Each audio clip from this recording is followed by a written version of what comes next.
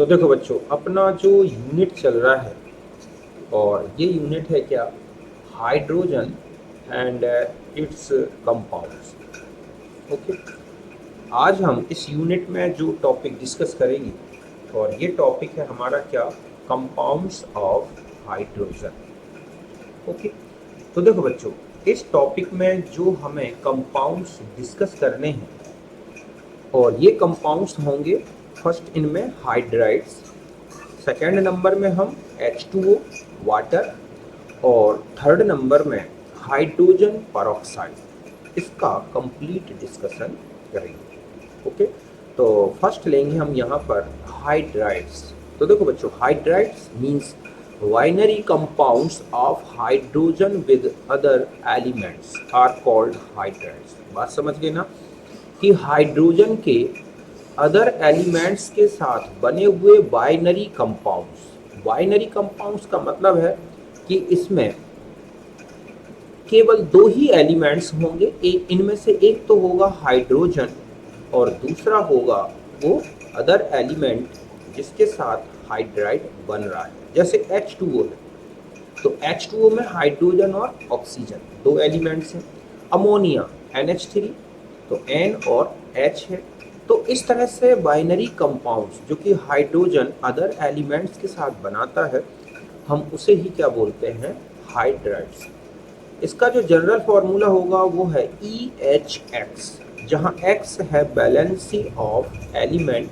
जो भी एलिमेंट जिसके साथ हाइड्रोजन का बाइनरी कंपाउंड बन रहा है, वो उसकी जो है यहाँ पर X क्या है, बैलेंसी। जैसे H2O, NH3, CH4, इस तरह से। ओके, अब हम आते हैं इनके टाइप्स में। तो हाइड्राइड्स के जो आप देखोगे टाइप्स, 3 टाइप्स के होंगे ये हाइड्राइड्स। इनमें से जो फर्स्ट हाइड्राइड है ये है आयोनिक हाइड्राइड्स, या इन्हें कह सकते हैं सॉल्ट लाइक हाइड्राइड्स।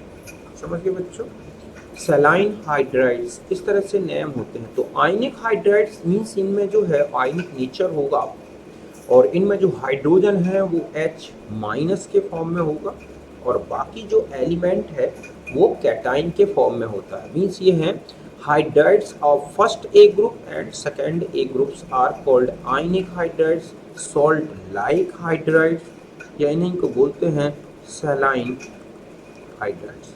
ओके, तो इस तरह से ये हाइड्राइड्स हैं।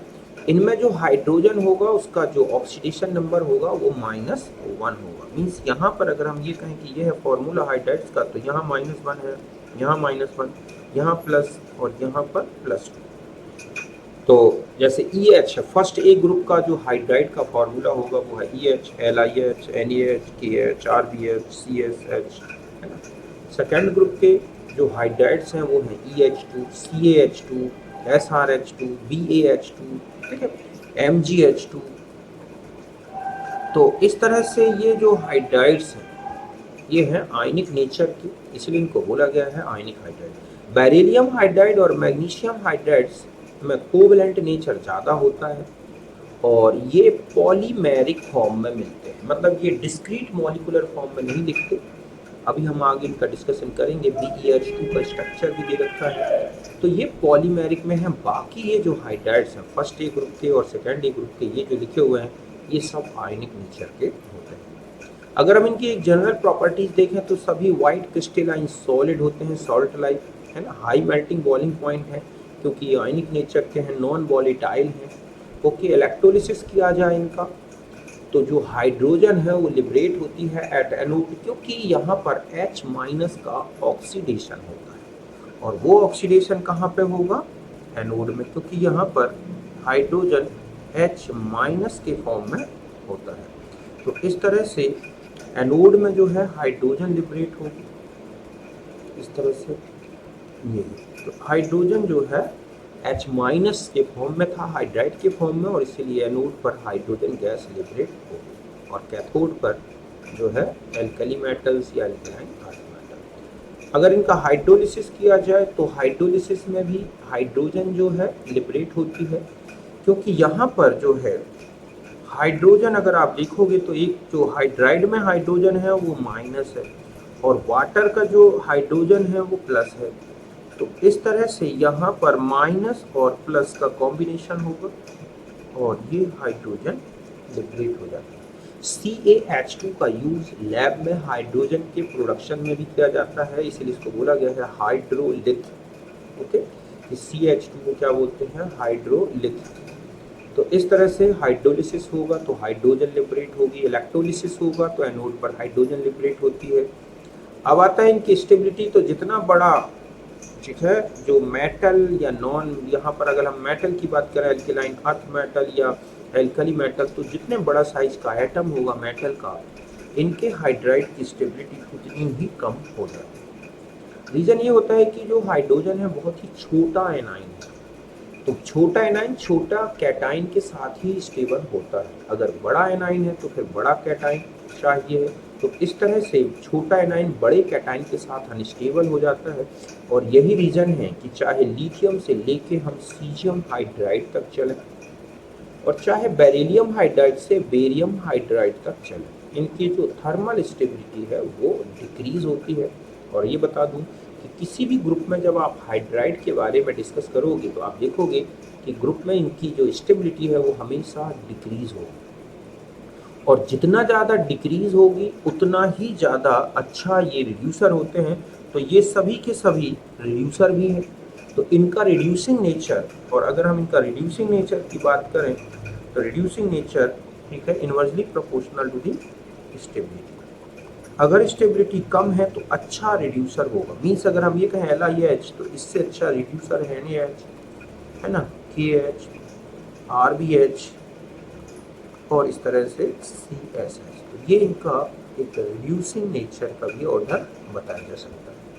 तो ये कुछ काम के पॉइंट्स हैं इन हाइड्राइड्स में, मीन्स आयनिक हाइड्राइड्स में, जिनको आपको याद रखना है और इन्हीं से क्वेश्चन बनता है। एक तो है कि मेटल हाइड्राइड के इलेक्ट्रोलिसिस से हाइड्रोजन कहाँ मिलती है, तो वो एनोड में। दूसरा इनकी स्टेबिलिटी के बारे में और तीसरा इनका रिड्यूसिंग नेचर। ओके, अब हम आगे बढ़ते हैं और जो नेक्स्ट हाइड्राइड्स का टाइप है और वो है कोवैलेंट और मॉलिक्यूलर हाइड्राइड्स। तो ये वो हाइड्राइड्स हैं जो डिस्क्रीट मॉलिक्यूलर फॉर्म में होते हैं और ये मुख्यतः मतलब मोस्टली किनसे बनते हैं? पी ब्लॉक के एलिमेंट्स, मतलब पी ब्लॉक के एलिमेंट्स इस तरह का मॉलिक्यूलर हाइड्राइड्स बनाते हैं। एग्जाम्पल आप देखोगे जैसे H2O है, NH3 है, HF है, H2S है, CH4 है। तो ये सब क्या है? मॉलिक्यूलर और कोवैलेंट हाइड्राइड्स।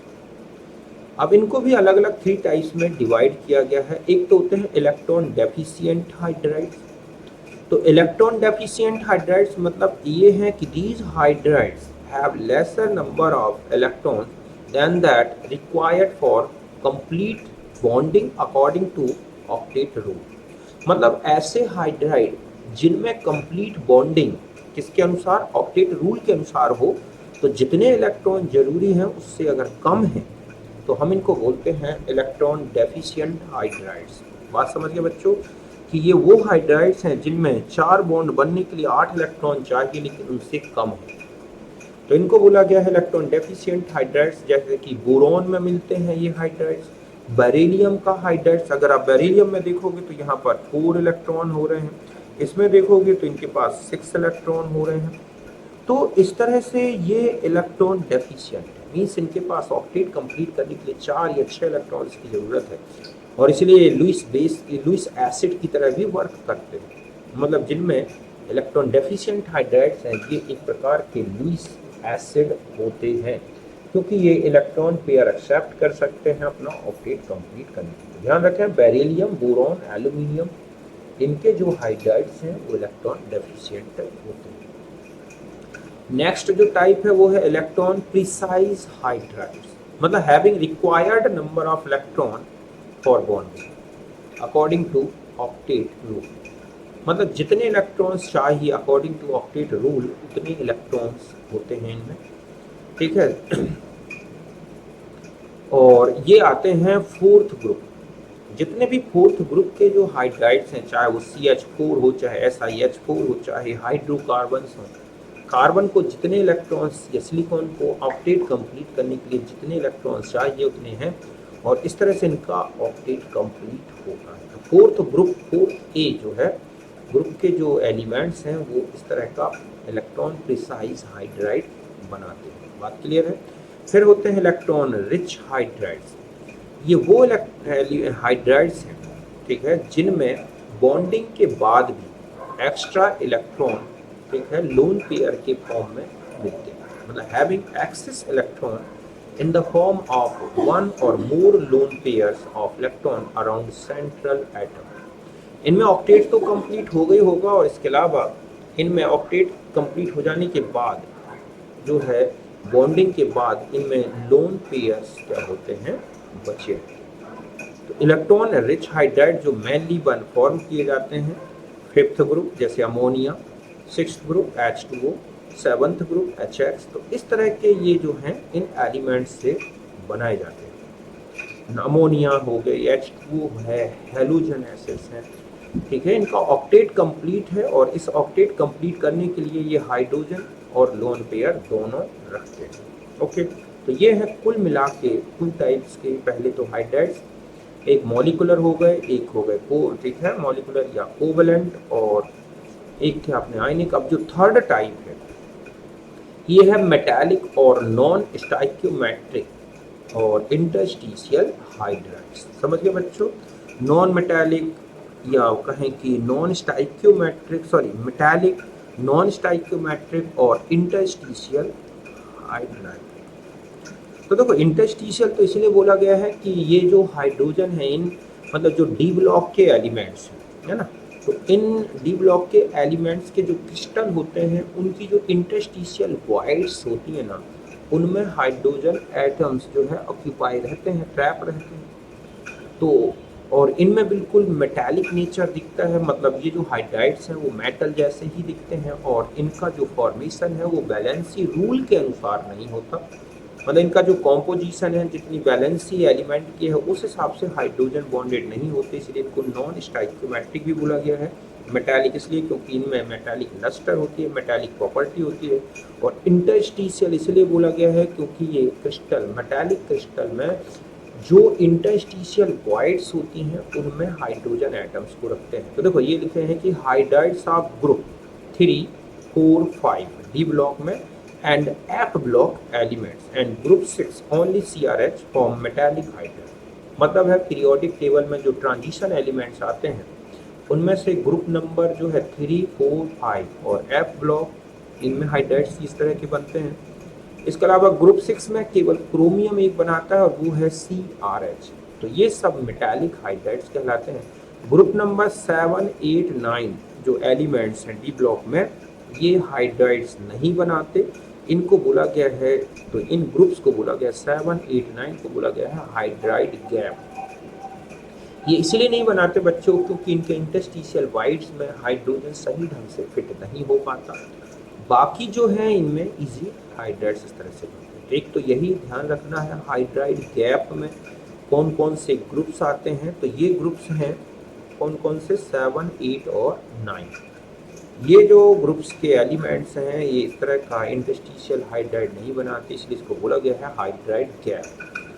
मोस्टली जो बनाए जाते हैं और वो है 3, 4, 5 से, और 6 में केवल एक ही हाइड्राइड बनता है, वो है CRH। They are also called non stoichiometric compounds, means not form according to, मतलब ये जो है इस तरह से वैलेंसी रूल के अनुसार नहीं बनते, ठीक है। नॉट ये है जैसे LAH, तो La की वैलेंसी 3 होती है तो H 3 जुड़ने चाहिए थे, लेकिन ये है 2.87, मतलब एक लैंथेनम तो हाइड्रोजन है 2.87, मीन्स अगर लैंथेनम 100 है तो हाइड्रोजन 287 हो। ऐसे YB की भी वैलेंसी 3 होती है तो 3 होना चाहिए था, लेकिन है 2.55। ZRH 1.3 से लेकर 1.75 तक हाइड्रोजन होते हैं एक जर्कोनियम के रिस्पेक्ट में।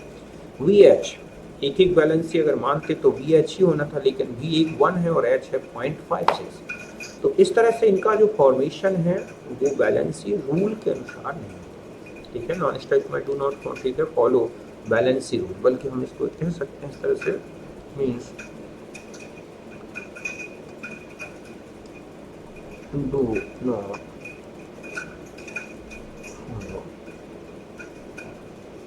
Valency rule.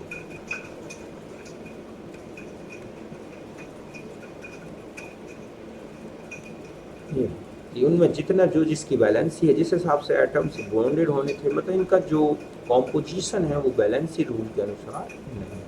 तो ये है मेटालिक। मेटालिक इसलिए बोला गया है क्योंकि इनमें मेटालिक लस्टर होती है, ये बिल्कुल मेटल जैसे ही दिखते हैं। ठीक है, transition metals like as NiPt और Pd large volume of hydrogen which is, ठीक है, तो ट्रांजिशन एलिमेंट ऑफ ये जो है यहाँ पर आएगा ट्रांजिशन एलिमेंट, मतलब निकल प्लेटिनम प्लेटियम, ठीक है, adsorb large volume of hydrogen. तो ये बहुत ही ज़्यादा वॉल्यूम हाइड्रोजन का एडजॉर्ब कर लेते हैं, और ये हाइड्रोजन जो है कैटालिटिक रिडक्शन में यूज़ की जाती है। इसके अलावा इस हाइड्रोजन का जो है ट्रांसपोर्टेशन किया जा सकता है, और इसको हाइड्रोजन इकोनॉमी भी बोलते हैं। तो हाइड्रोजन इकोनॉमी में इन एलिमेंट्स का यूज़ होता है निकल प्लेटिनम प्लेटियम। प्लेटियम अपने वॉल्यूम के रिस्पेक्ट में गैसियस हाइड्रोजन का 800 वॉल्यूम एब्जॉर्ब कर सकता है, मतलब एक वॉल्यूम प्लेटियम का जो है वो हाइड्रोजन की गैसियस स्टेट में 800 वॉल्यूम को एब्जॉर्ब कर सकता है। इतनी ज़्यादा एब्जॉर्प्शन कैपेसिटी होती है, और इस तरह की मेटल द्वारा हाइड्रोजन को एब्जॉर्ब करने की ये जो प्रोसेस है इसको बोलते हैं ऑक्लूजन। ऑक्लूजन मेथड ही सबसे ज़्यादा हाइड्रोजन इकोनॉमी में किया जाता है, means transportation and storage of hydrogen. ठीक है, ये ट्रांसपोर्टेशन और storage of energy as a hydrogen, उसको बोलते हैं हाइड्रोजन इकोनॉमी, और इसके लिए सबसे ज़्यादा इन्हीं मेटल्स का यूज़ होता है। इनमें जो हाइड्रोजन होती है मेटालिक हाइड्राइड्स में, वो हाइड्रोजन अपनी एटॉमिक स्टेट में ही, मतलब जो ओरिजिनल हाइड्रोजन है उसी फॉर्म में रहती है, इसीलिए इनको अगर हीट कर दिया जाए तो हाइड्रोजन फिर निकल के बाहर हो जाती है, मतलब केमिकली ज़्यादा चेंज नहीं आता। तो ये है 3 टाइप्स के क्या बच्चों, हाइड्राइड्स। बात क्लियर है? तो अच्छे से इनके एग्जाम्पल्स याद रखने हैं। अब हम आगे बढ़ते हैं, नेक्स्ट जो है हमारा टॉपिक, और ये है वाटर। तो देखो, वाटर एक ऐसा केमिकल है जो सबसे ज़्यादा अर्थ सरफेस में जो है सबसे ज़्यादा H2O जो है मिलने वाला एक केमिकल है, न्यूट्रल होता है, ठीक है, वॉलेटाइल नेचर का होता है। तो इस तरह से वाटर बहुत ही यूजफुल केमिकल है। अगर हम इसका डिस्ट्रीब्यूशन अर्थ सरफेस पर या अर्थ में देखें, अर्थ में या अर्थ के चारों तरफ, तो देखो सबसे पहला सोर्स जो है वो है ओशियन। तो टोटल वाटर जितना भी है उसका 97.93% तो अकेला ओशियन में ही वाटर है। फिर है saline lakes and inland seas, तो ये है 0.008%, जो बहुत ही कम है। पोलर आइस 2.04% है। लैक्स की बात करें, ठीक है, तो 0.009% है। सॉइल मॉइस्चर 0.005 है। एटमॉस्फेरिक वेपर 0.001 है, और रिवर्स में देखें तो रिवर्स में है ये 0.0001%, जो बहुत ही कम है। मतलब सबसे कम वाटर का जो सोर्स है वो है रिवर्स में, और सबसे बड़ा सोर्स है ओशियन, जिसमें टोटल वाटर का 97.93% तो अकेला ओशियन में ही वाटर है।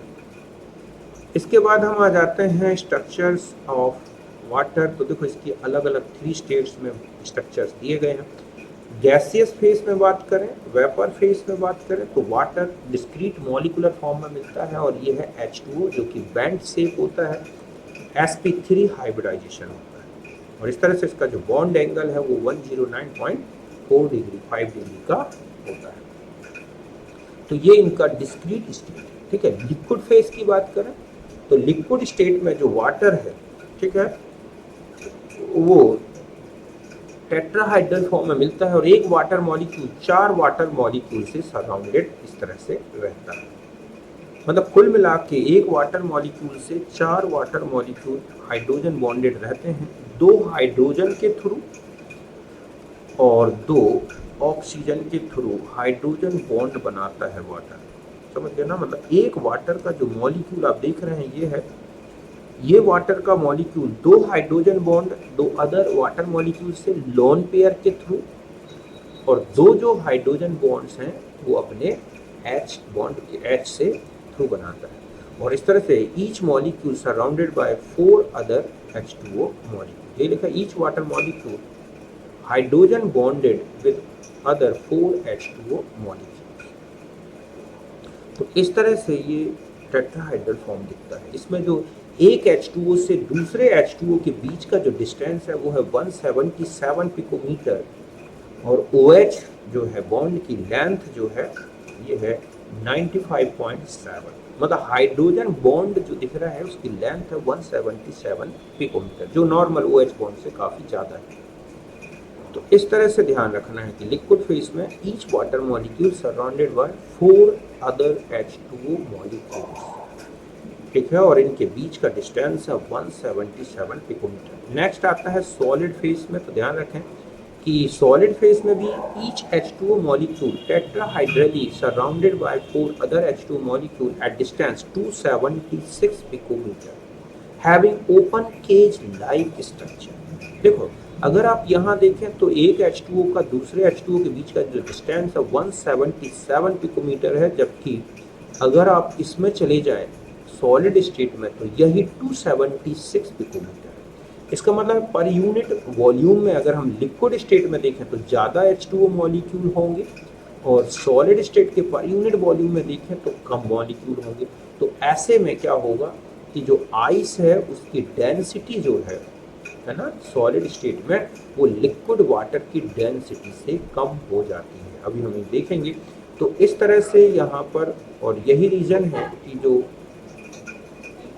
आइस है, ठीक है, तो आइस जो है वो सॉलिड स्टेट में अपनी लिक्विड स्टेट से कम डेंसिटी रखता है। तो इस तरह से at atmospheric pressure ice crystallize hexagonal form, but very low pressure it crystallize CCP form.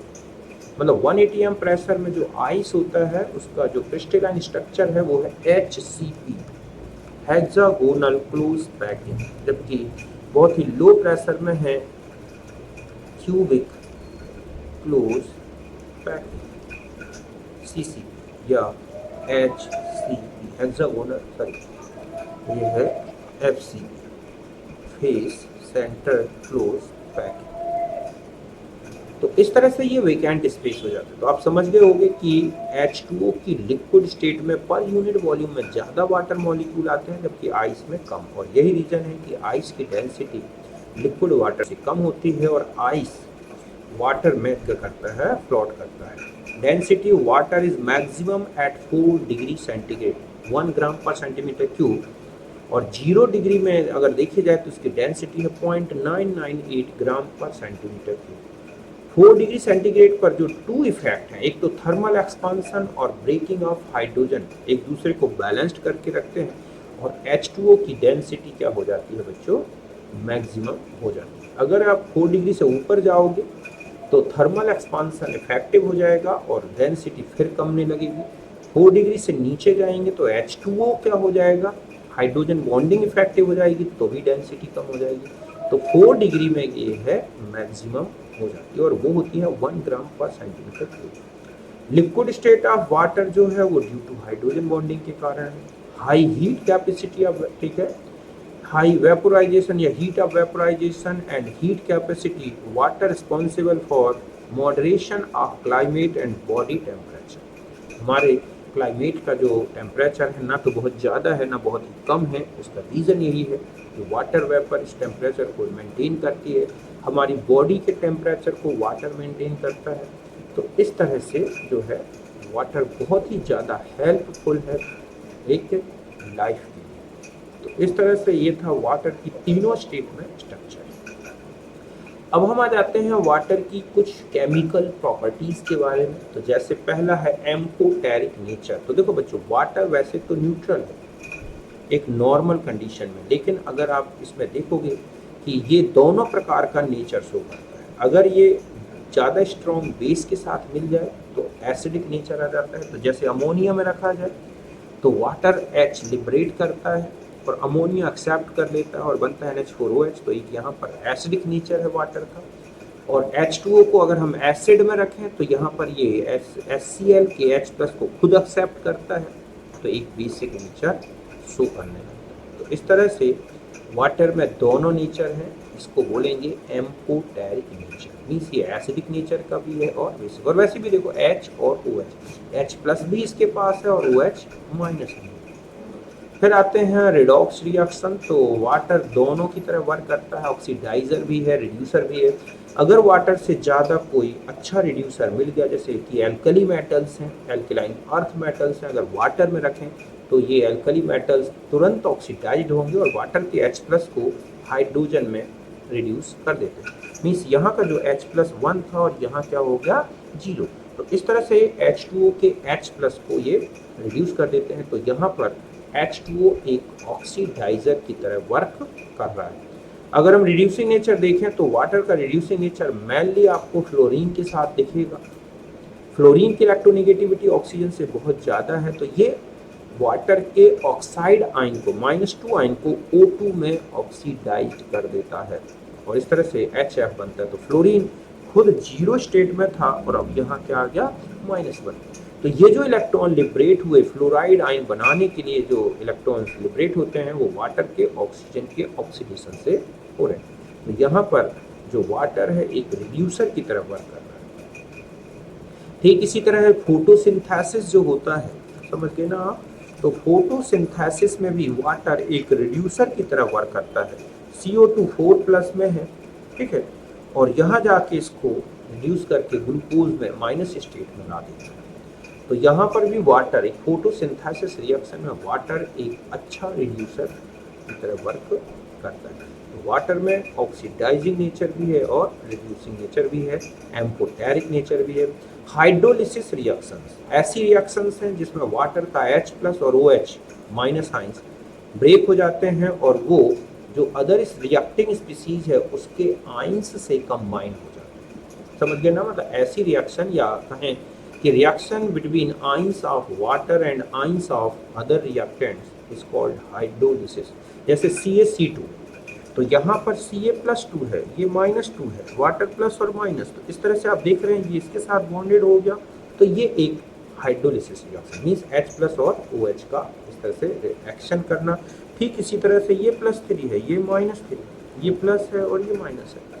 तो यहाँ पर भी एक क्या चल रही है, हाइड्रोलिसिस रिएक्शन। वैसे भी आप सॉल्ट हाइड्रोलिसिस पढ़ेंगे जहाँ पर वाटर के आइंस और सॉल्ट के आइंस का कॉम्बिनेशन होता है, तो वो भी एक क्या है, hydrolysis reaction.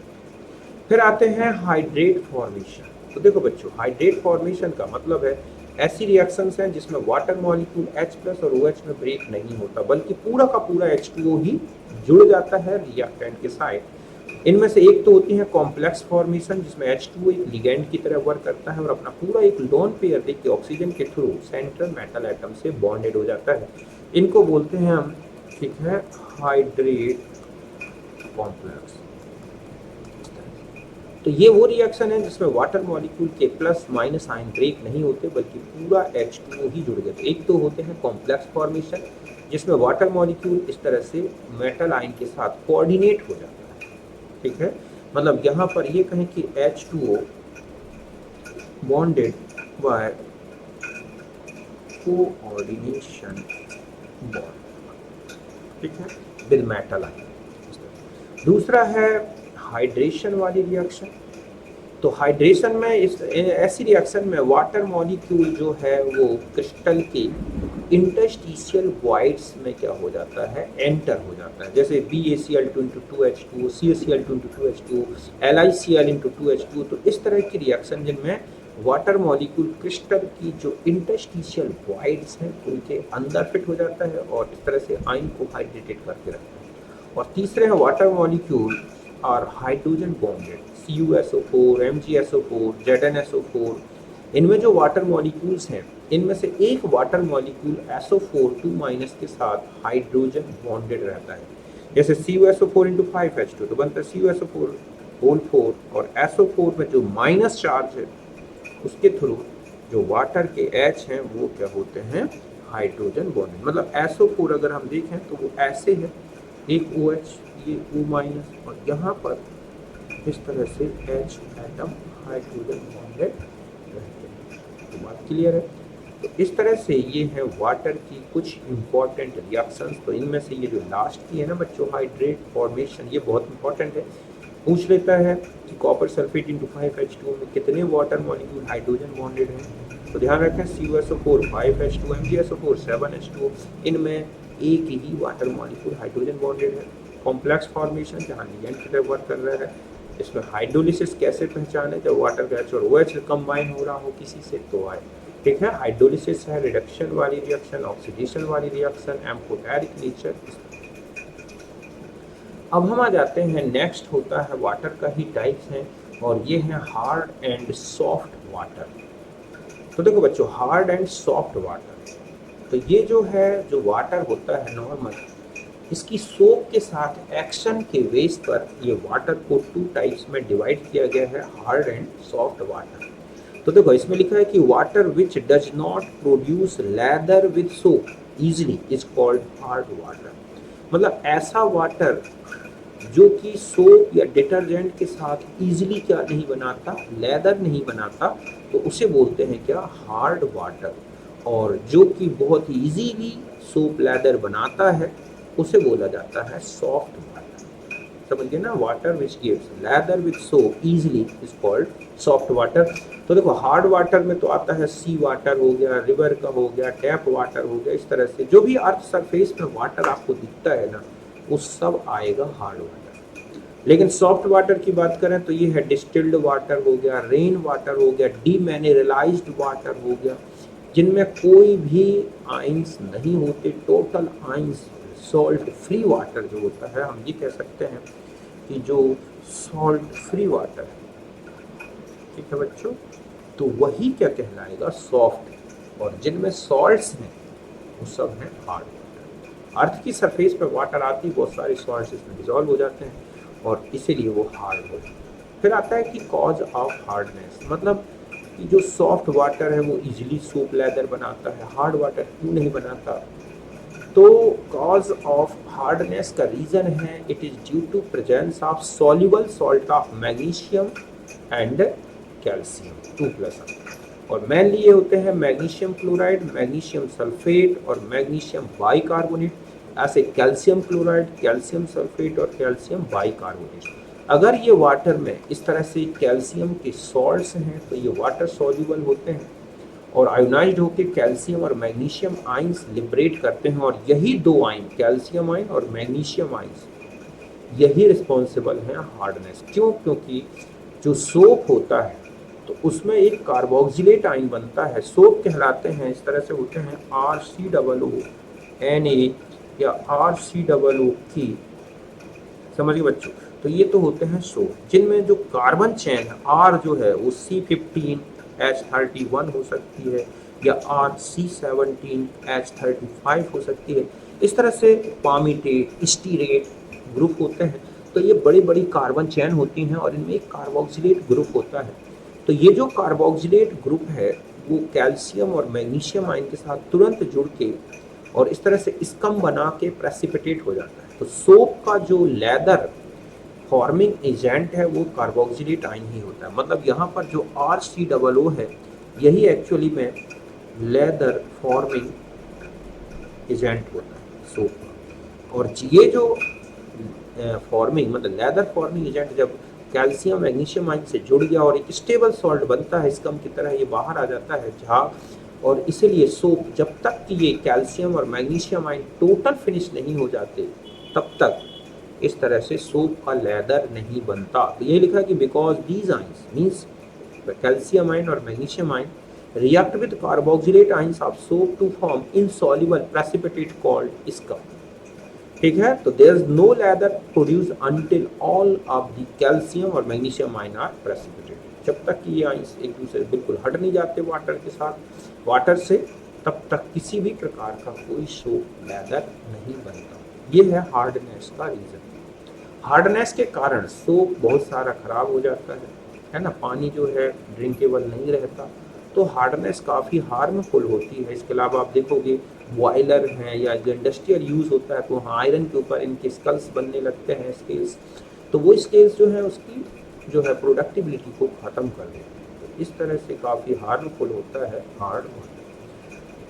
Types of hardness की बात करें तो टू टाइप्स की हार्डनेस होती है बच्चों। एक होती है temporary hardness. Temporary hardness due to presence of bicarbonate of calcium और magnesium and can be easily removed by boiling. मतलब एक ऐसी हार्डनेस वाटर की जिसको हम बॉयल करके हटा सकते हैं, और ये होती है किसके कारण? कैल्शियम और मैग्नीशियम के बाइकार्बोनेट्स के कारण।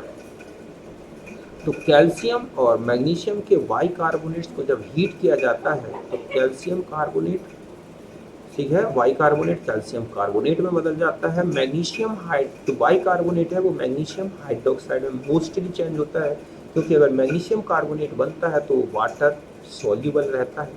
तो इस तरह से मैग्नीशियम हाइड्रोक्साइड प्रेसिपिटेट होकर बाहर हो जाता है। तो इस तरह से वो हार्डनेस जिसे हम बॉइलिंग करके हटा सकते हैं तो बोलते हैं टेम्पररी हार्डनेस। फिर आती है परमानेंट हार्डनेस।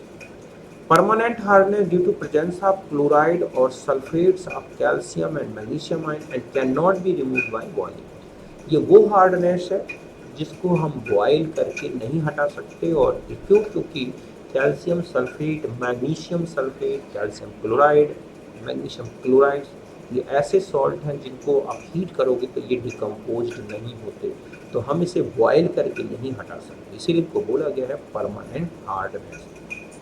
अब आता है सॉफ्टनिंग ऑफ वाटर। सॉफ्टनिंग मतलब होता है process of removal of hardness. Water की जो हार्डनेस है उसको कैसे रिमूव किया जाए, इसी प्रोसेस को बोला गया है सॉफ्टनिंग ऑफ वाटर। इनमें से दो अलग अलग मेथड होंगी। एक तो है रिमूवल ऑफ टेम्परेरी हार्डनेस। जो टेम्परेरी हार्डनेस है तो इसको एक तो बॉइलिंग करके हटा सकते हैं कि कैल्शियम बाइकार्बोनेट या कैल्शियम कार्बोनेट है, जब हम इस तरह के वाटर को हीटेड करते हैं तो कैल्शियम कार्बोनेट के फॉर्म में प्रेसिपिटेट होकर हट जाता है, और मैग्नीशियम बाइकार्बोनेट मैग्नीशियम हाइड्रोक्साइड के फॉर्म में हट जाता है। समझ गए ना? कैल्शियम बाइकार्बोनेट बदल जाता है कैल्शियम कार्बोनेट में, और मैग्नीशियम बाइकार्बोनेट बदल जाता है मैग्नीशियम हाइड्रोक्साइड में। ये दोनों कंपाउंड्स जो है वाटर इनसॉल्युबल है, इन्हें छान के अलग कर दिया। MgCO3 जो है वाटर सॉल्युबल है बहुत कुछ, इसीलिए इस फॉर्म में यह इजीली प्रेसिपिटेट नहीं होता।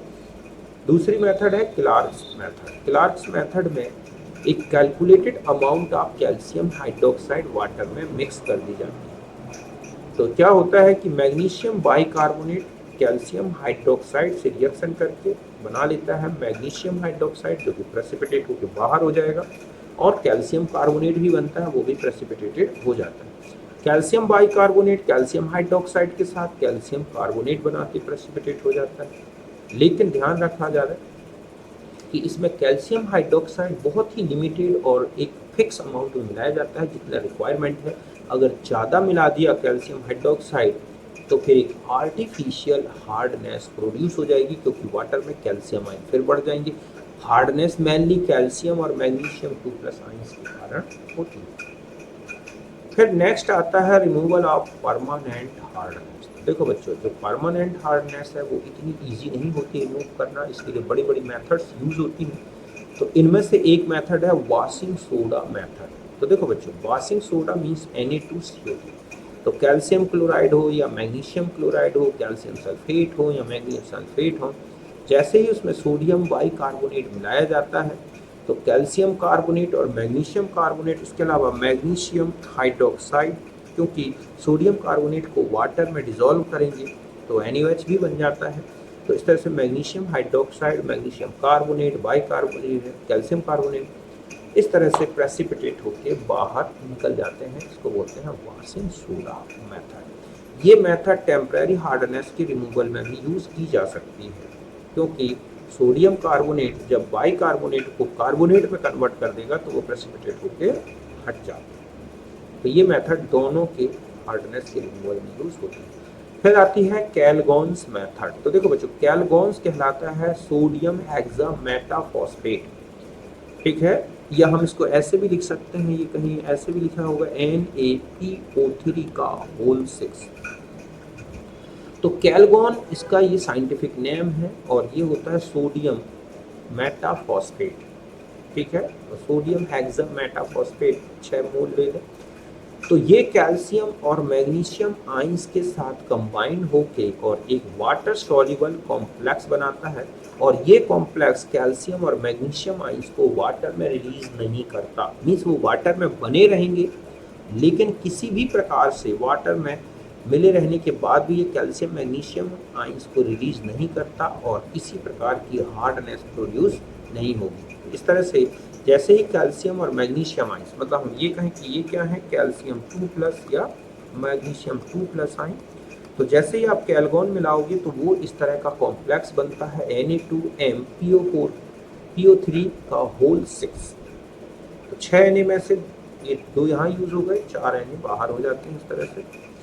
और ये जो कॉम्प्लेक्स बनता है एक स्टेबल कॉम्प्लेक्स है, ठीक है, और इस तरह से एक प्रकार की कैल्शियम और मैग्नीशियम आयन की एक मास्किंग कर देता है, बंद कर देता है हमको, और वाटर में ये कॉम्प्लेक्स बना रहेगा लेकिन किसी प्रकार की हार्डनेस प्रोड्यूस नहीं होती। मीन्स यहाँ पर हम ये कह सकते हैं कि नो, ठीक है, हार्डनेस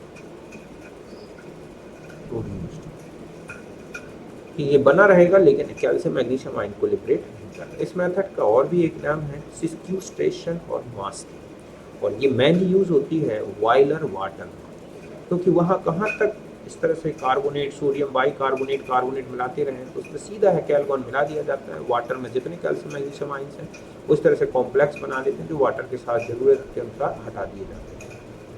तो इस तरह से कैल्गोन मेथड है। नेक्स्ट आती है आयन एक्सचेंज मेथड या जियोलाइट या परम्यूटेड मेथड, ठीक है। इनऑर्गेनिक आयन एक्सचेंज मेथड है, एक ऑर्गेनिक आयन एक्सचेंज मेथड है। देखो बच्चों, परम्यूटेड मेथड या जियोलाइट होते हैं हाइड्रेटेड एल्यूमिनियम सिलिकेट। इसका जनरल फॉर्मूला है NaAlSiO4 या Na2Al2Si2O8, इस तरह से भी लिखा होता है। मतलब इसका एक फॉर्म और लिखा होता है कई बार ऐसा भी, तो हम इसे डाइमर के फॉर्म में लिखें तो Na2Al2Si2O8 भी लिखा है तो भी वही है, या इस तरह से।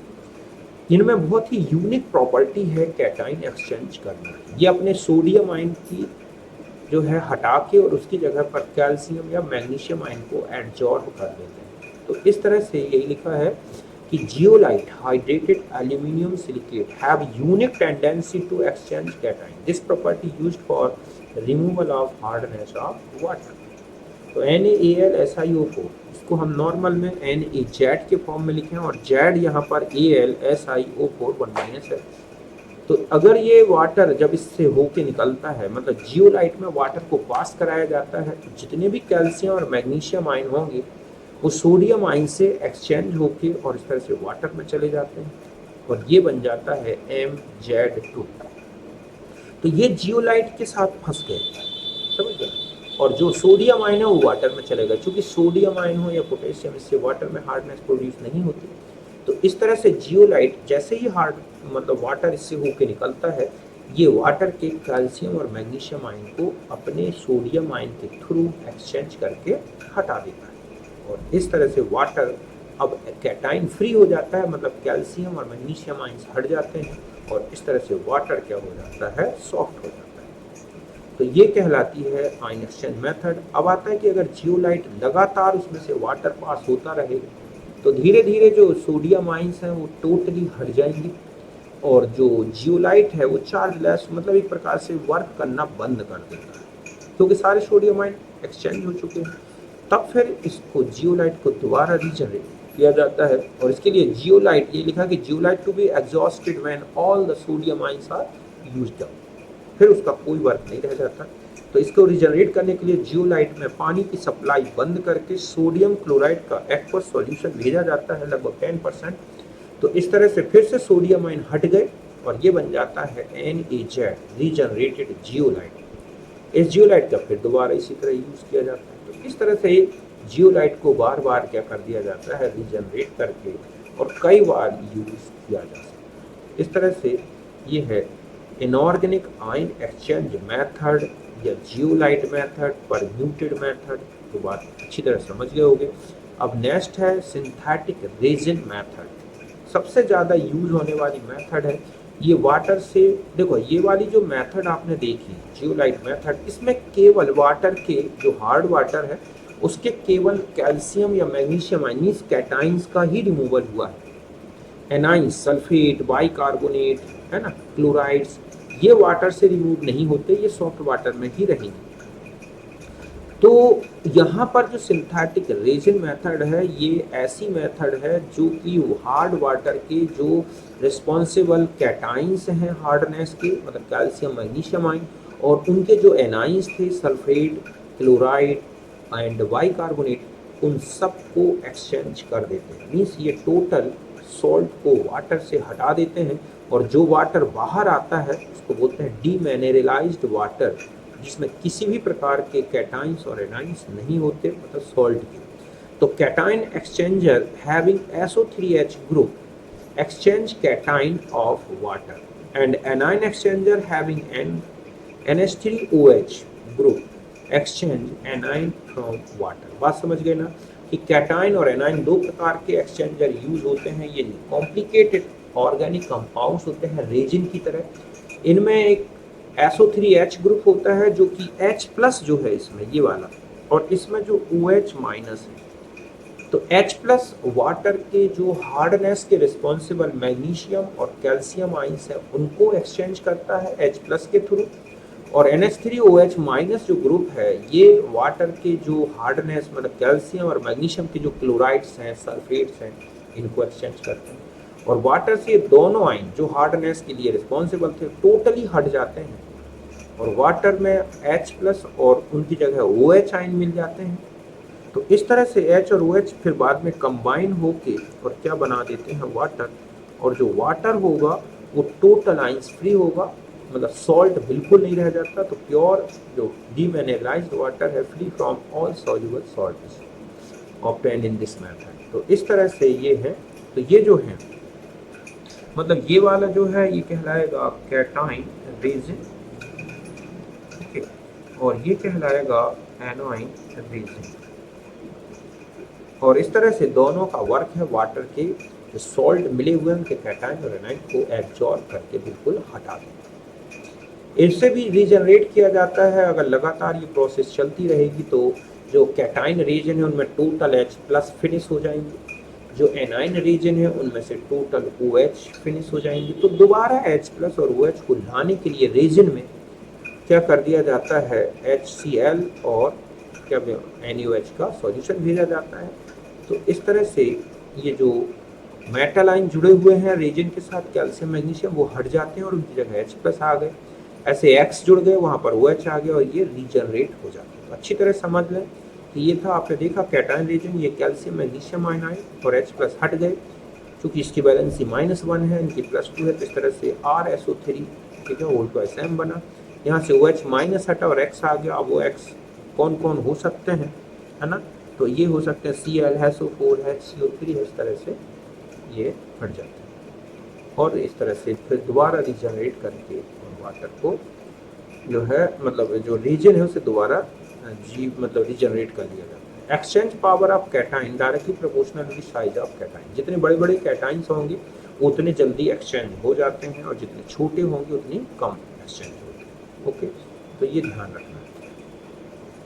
एक होती है हार्डनेस ऑफ वाटर, जिसे हम TDS बोलते हैं। तो देखो ये होता है part of calcium carbonate present in 10⁻⁶ part of water, मतलब equivalent of CaCO3, okay, present in 10⁻⁶ part of water, या कहें equivalent of salts which are corresponding to CaCO3 equivalent present in 10⁻⁶ part of water. तो determine, पहले हम क्या करते हैं कि फर्स्ट पहले तो ये देखा जाता है कि वाटर की 10⁻⁶ ग्राम में कितना सॉल्ट ग्राम में, मतलब ये determine mass of salt in gram, ठीक है, इसे ग्राम में लें, इन 10⁻⁶ ग्राम ऑफ वाटर। और फिर ये फॉर्मूला लगाओगे हार्डनेस निकालने का, 50 upon equivalent mass of given salt, मतलब है कैल्शियम कार्बोनेट का जितना 50 ग्राम हार्डनेस प्रोड्यूस करता है, ठीक उतना ही इक्विवेलेंट मास जो सॉल्ट हार्डनेस के लिए रिस्पॉन्सिबल है उसका भी प्रोड्यूस करेगा। तो कुल मिला के 10 to the power 6 gram water में कितना सॉल्ट है, उसकी जो हार्डनेस है वही डिग्री ऑफ क्या कहलाएगी बच्चों, ये डिग्री ऑफ हार्डनेस। इस तरह से समझ गए ना, तो ये निकाली जाती है। तो ये फॉर्मूला याद रखना, 50 upon equivalent mass of given salt into mass of salt in 10 to the power 6 gram of water. जैसे 36 milligram of MgSO4 present in 1 kilogram of hard water. तो देखो यहाँ लिखा है कि सबसे पहले आपको मास डिटरमाइन करना है कि 10 to the power 6 gram water में कितना सॉल्ट है। तो यहाँ पर आप देख रहे हैं 36 milligram MgSO4 present in 1 kilogram of water, means 10 to the power 3 gram water में है 36 into 10 to the power -3 gram. ऐसा क्यों बच्चों, क्योंकि milligram equal to 10 to the power -3 gram.